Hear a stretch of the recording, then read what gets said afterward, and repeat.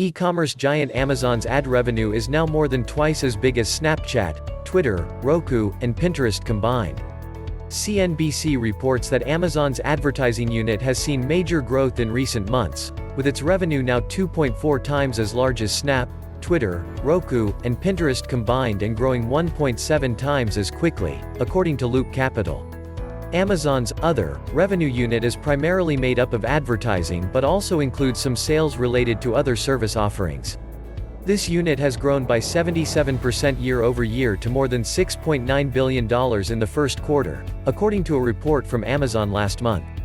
Recent industry moves such as Apple's iOS update that made it easier for users to block advertiser from tracking them also seems likely to add to Amazon's growth. Loop Capital analysts wrote in a Monday note, "Performance ads on the e-commerce sites fueled by Amazon's high-intent traffic and unparalleled user insights are providing significant value for sellers and brands." Loop Capital also cited Amazon's presentation at the recent IAB New Fronts that discussed the company's efforts in the streaming space as an example of a future growth area. Amazon stated that its ad-supported streaming video content now reaches more than 120 million users every month, driven by platforms such as the game streaming service Twitch. With Amazon's technology, scale, device reach, and connectivity to the consumer, we think these newer efforts are positioned to become a very significant contributor in a relatively short amount of time, the analysts wrote. Given the margin profile of digital advertising services at internet scale, we think this is not being adequately reflected in the stock. Amazon generated a total of $22.4 billion in ad revenue in the past 12 months, up 65% year-over-year, according to Loop. This was 2.4 times the $9.3 billion combined revenue total of middle-cap ad platforms Snap, Twitter, Roku, and Pinterest, which grew by 38% over the same timeframe. Next story.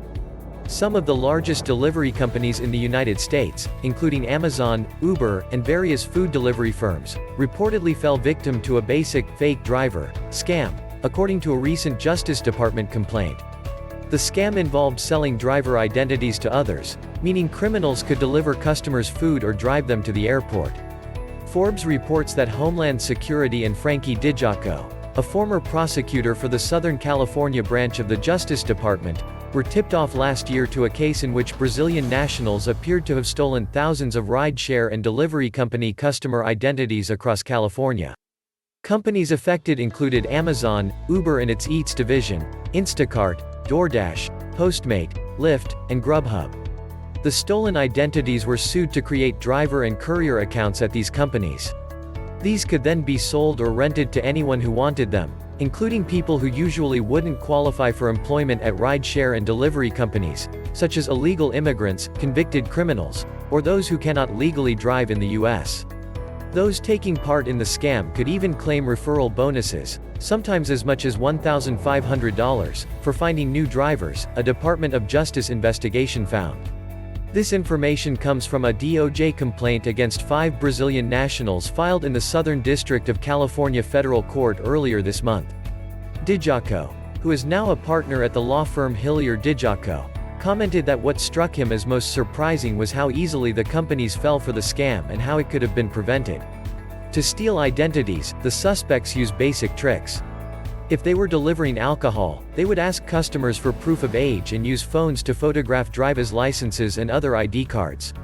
Photos were then used to create fake identification cards. The doctored licenses were basic. The criminals simply swapped out photos on victims' identity cards with their own or buyer's photos using simple Photoshop skills.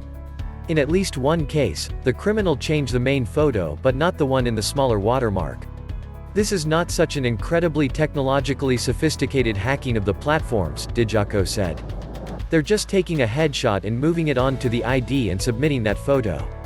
I think most people that are probably more well-versed in the technology than I am will tell you that in 2021, there are better ways to verify someone's identity.